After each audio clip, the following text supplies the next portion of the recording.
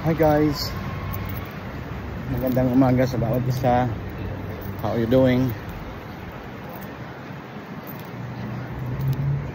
New morning, bagong umaga, bagong pag-asa, bagong pagkakataon na maging mabuting Kristiyano, magawa ang kanyang kalooban. Hallelujah sa lahat, sa bawat challenges na ating na-encounter sa bawat araw.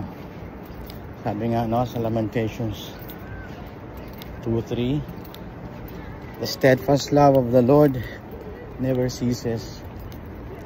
His mercy never comes to an end. They are new every morning. Great is thy faithfulness. Hallelujah. Napakagandang umaga, mainit. I'm praying mga kapatid na magiging pagpapala tayo sa ating mga kasamahan, haniban sa ating company.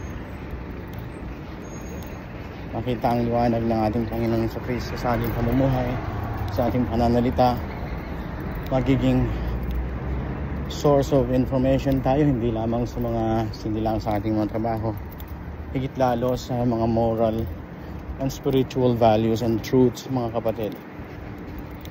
Amen. So God bless you today. Amen.